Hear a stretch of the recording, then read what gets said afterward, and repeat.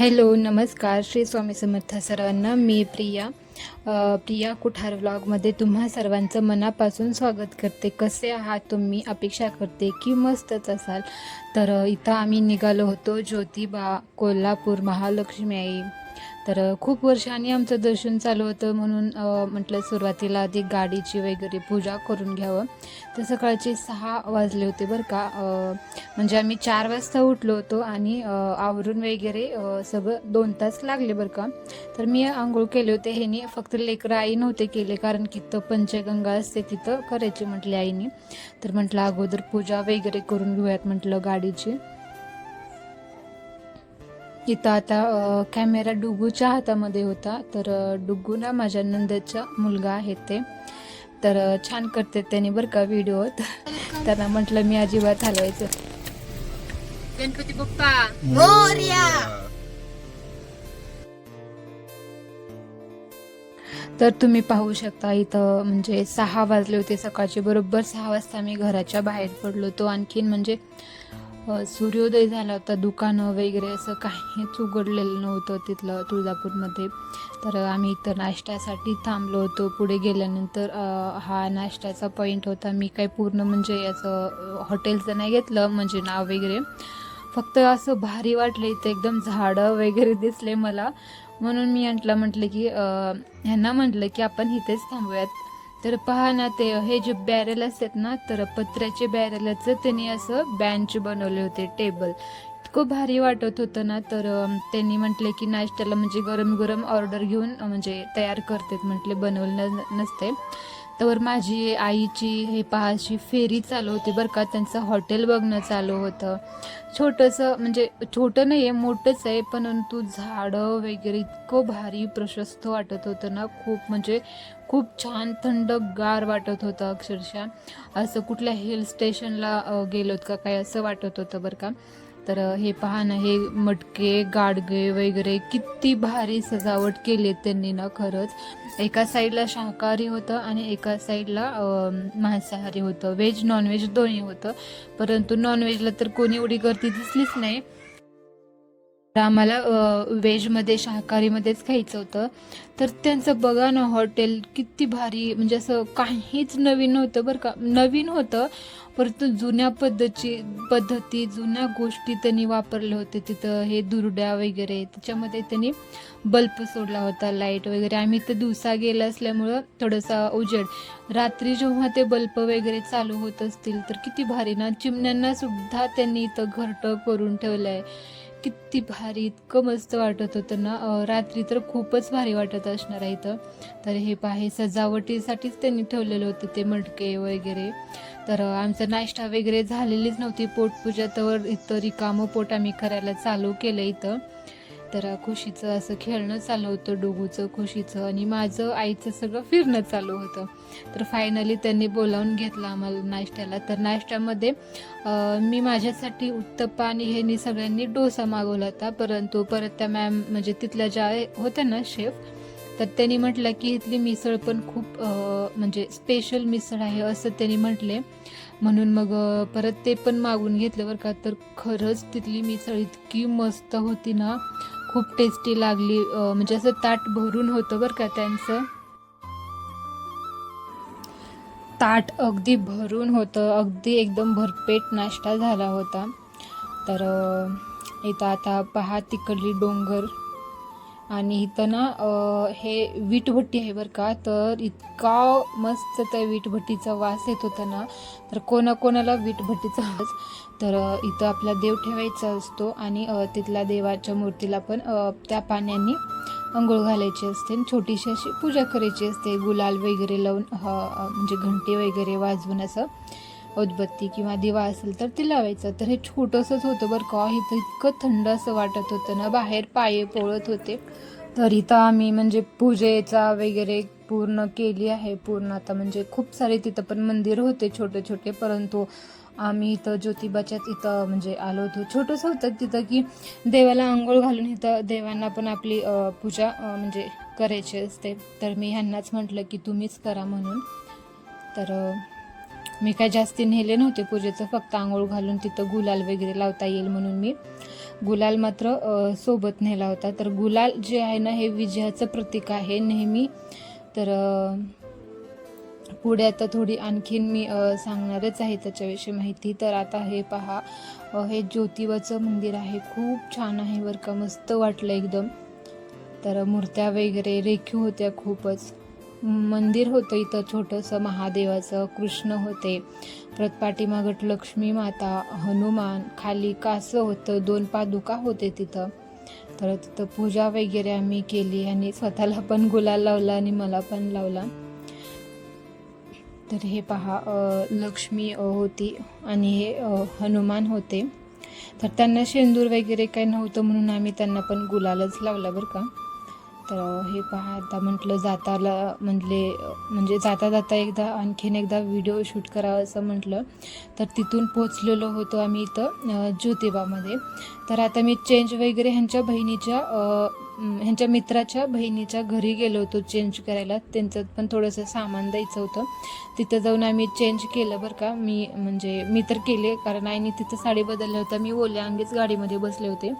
तर हा पहा ज्योतिबाचा आवडतं जे आहे दवना, तर ते आम्ही घेतलं. तिथून एक आजोबा बसले होते एकटेच उन्हातानाचं, म्हटलं त्यांच्याकडूनच आपण घेऊयात म्हटलं. तर तिथून पुढे आल्यानंतर थोडंसं गुलाल घ्यायचा होता देवांवरती, खूप राणे गुलाल उधळायला. तर एवढंच आम्हाला 80 रुपयाला म्हटलं होतं. इतकं महागाई तर चालू आहे ना, मी बार्गनी करत होते. तर करून शेवटी ह्याने काय म्हटले, नको जास्ती बोलू म्हटले, घेऊया. त्यांचं कसं असते, बार्गनी वगैरे काही नको, सांगितलीत ना त्याने घेत्याच किमतीला. तर इथं घेतलं पुढे वगैरे. इतकं मस्त मंदिर आहे ना, आणि बाहेर इतकं चटके बसत होते पायाला अक्षरशः. आणि इथं मंदिरामध्ये आल्यानंतर फॅन वगैरे होतं, एकदम थंडगार असं वाटत होतं बरं का, एकदम छान दर्शन झालं. तर गेल्या गेल्या देवाचं म्हणजे ज्योतिबाचं दर्शन होत नाही. सुरुवातीला गणपती, हनुमान लागते, चोपडाई देवी लागते, हे पहा गणपती लागतात. तर इथं संकष्टी वगैरे कधी असते ते लिहून ठेवत असतात वाटतं. तर हे चोपडाई देवी होती. तिथं काय एवढं कॅमेरा अलाउड नव्हता, म्हणजे सगळेजण ओढत होते. तर शेवटी आपला ज्योतिबा पुढे होता. तर हे पाळणा होता, पालखी, ज्योतिबांची पालखी वगैरे असते ना, तर ते होते. तर तिथं कॅमेरा वगैरे अलाउड नव्हता, त्याच्यामुळं मी काय असं छोट्या अशा क्लिपा मी तिथं रेकॉर्डिंग करत होते, म्हणजे आठवण असावी म्हणून. तर इथं फायनली बघा, आम्ही ज्योतिबाच्या मंदिरात म्हणजे जाणार होतो. पुढे मंदिर होतं. तर खूप छान असं थंड वाटलं बरं का. तिथं पुजाऱ्यांची आम्ही बुकिंग केली होती अगोदरच, त्यांनी आमची वाट पाहतच तिथं उभारले होते. तर आतमध्ये गेल्यानंतर म्हणजे माझे मिस्टर आहेत ना, ह्यांना त्यांनी म्हणजे चामडीचं वगैरे बेल्ट असतं ना, तर ते काय अलाउड नव्हतं. बेल्ट वगैरे काढले त्यांनी, कपडे वगैरे म्हणजे काढून फक्त पॅन्टीवरच त्यांना दर्शन घ्यायला आतमध्ये कुलदेवाला घेऊन आतमध्ये डायरेक्ट इथं गाभाऱ्यामध्येच नेलं. आमचा देव तिथं देवाच्या पायाला लावल्या त्यांनी. खूप छान असं दर्शन झालं. परत त्यांना बाहेर आणल्यानंतर मला, खुशीला आणि आईंना पण नेलतात त्यांनी. डुगूला आणि ह्यांना फक्त पुरुषांना अगोदर नेलं, परत आम्हा महिलांना नंतर नेलं. मी त्यांना सांगितलं होतं पुजारींना की म्हणजे बाहेरून तर काय एवढं स्पष्ट दिसत नाही आहे दर्शन वगैरे, तर आतमध्ये नेऊन माझा कॅमेरा तुम्ही एक व्हिडिओ काढा असं म्हटलं. तर त्यांनी खूप छान असा व्हिडिओ काढलेला होता बरं का. तर हे पहा, हे आरशामध्ये पण दिसत होते ज्योतिबा आणि समोर पण दिसत होते. तर पुजाऱ्यांनी काढलेला हा व्हिडिओ आहे, डायरेक्ट आतमध्ये गाभाऱ्यामध्ये जाऊन काढलेला. तर मध्ये काय आमचा कॅमेरा अलाउड नव्हता, तर त्यांनी पुजारी काढू शकतात म्हणून त्यांच्याकडेच मी मोबाईल दिला होता. तर खूप छान असं त्यांनी व्हिडिओ काढला. पिवळे वस्त्र धारण केले होते, हातामध्ये दवना, परत शाल, फेटा, हातामध्ये तलवार. तर गुलाल हा उधळायचा असतो, तर का तर विजयाचं प्रतीक असल्यामुळे प्रत्येक म्हणजे जेव्हा ज्योतिबा रायांनी कोल्हासुराचं वध करून म्हणजे आल्यानंतर जिंकून, तर त्यावेळेस गुलाल उधळण्यात आला होता सर्व देवांनी. आणि खूप छान दर्शन वगैरे झालं होतं. तर त्या पुजारीने म्हटले की आम्हाला पण गुलाल उधळायला सांगितला होता. तर हे पहा, म्हणजे जितक्या उंचावर आपल्याला ते गुलाल उधळता येईल ना, तितक्या उंचावर आपल्याला ते उधळायचं असतं, त्यांनी असं सांगितलं. तर तिथं त्यांनी आम्ही अगोदरच त्यांच्याकडे शिदा वगैरे दिलेला होता. तर आणि पहा इथं म्हणजे बाहेर इतके पायांना चटके बसत होते आणि इथं मध्ये आल्यानंतर ना अक्षरशः मखमल गादीवर पाय आहेत का कापसावर पाय आहेत असं वाटत होतं.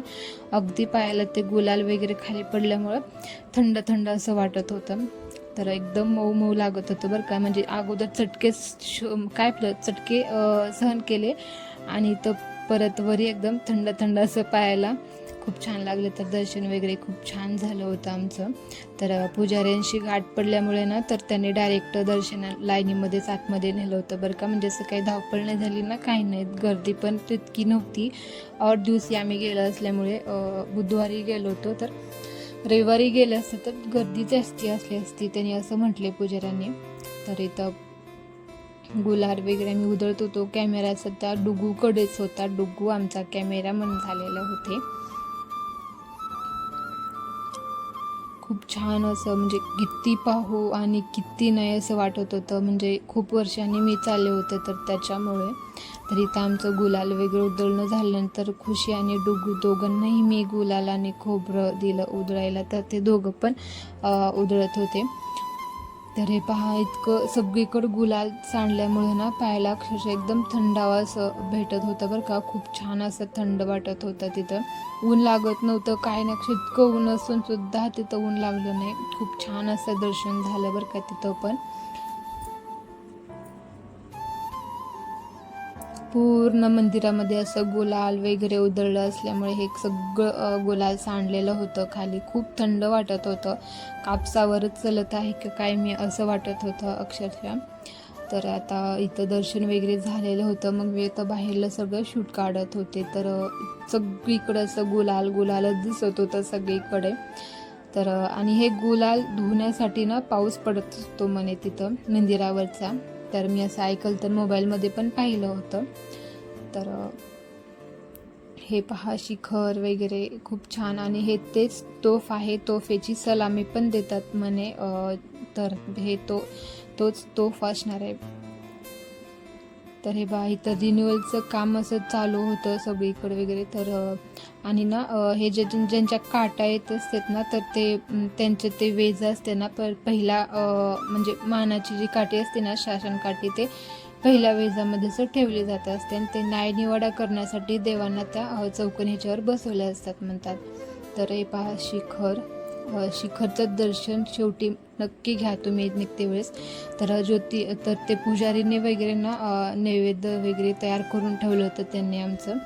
तर शिदा वगैरे मी त्यांना दिलं होतं. तर इथं आमचं जेवण वगैरे झालेलं होतं. त्यांना म्हणजे आपल्या मनानुसार त्यांना दक्षिणा द्यायचा असतो. तर तिथून आम्ही निघालो इथं यमाई देवीला. तर इथं ही यमाई देवी ना ज्योतिबा रायांवर रुसून इथं येऊन बसली आहे असं म्हणतात. तर इथं पण छोटंसंच होतं मंदिर वगैरे. खूप छान वाटलं बरं का. इथं पण पीठ आणि मिठाने ओटे भरले जातात म्हणतात. तिथं पण मी ओटीचं सामान घेतले होते, पीठ मीठ घेतले होते. तर खूप छान वाटलं. ह्या देवीचे पण केस खूप लांब आहेत बरं का. परंतु इथं काय म्हणजे दाखवले नाहीत. इथं पण कॅमेरा अलाउड नव्हता म्हणून मी थोडं शूट असं घेतच होते तरी पण दाखवण्यासाठी तुम्हाला. तर हे पहा पीठ मीठ आणि म्हणजे आपल्या दक्षिणा ते घ्यायचं आणि इथं परड्या भरायच्या असतात. आपल्या मनानुसार परड्या भरायच्या असतात. 5, 9, 11, 21. तर तिथं भरपूर होत्या. मी सगळ्याच म्हणजे परड्या मी तिथं भरून घेतले होते बरं का. तर इथं डुगूकडे कॅमेरा होता सध्या.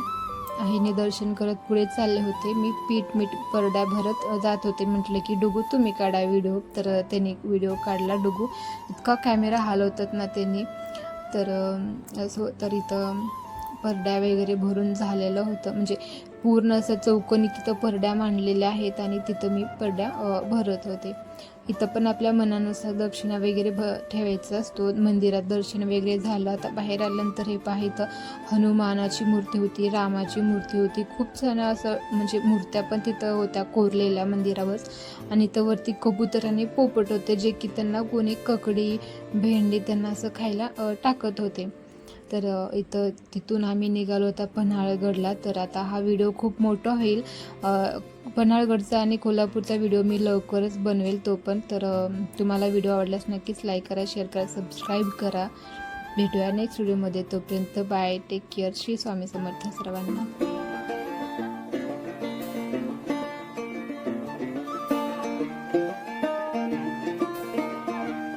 असतं देवाच्या ठिकाणी. ते पाणी गंगेचं वगैरे असतं, असं तर आपल्याला सहज रोज नाही मिळत, तर कधी तर क्वचितच असतं. म्हणून गेल्यानंतर आवर्जून तुम्ही करा. तर आम्ही कपडे वगैरे घेऊन गेलेलो होतो, मुक्कामाच्या हेतूनच आम्ही गेलो होतो बरं का. तर इथं गणपती बाप्पांना सॉरी ज्योतिबाला पण ह्यांनी 5 वेळेस आंघोळ घातली. ह्यांची पण झाली होती, म्हटलं लगेच ज्योतिबाला पण तुम्ही घालून घ्या आंघोळ.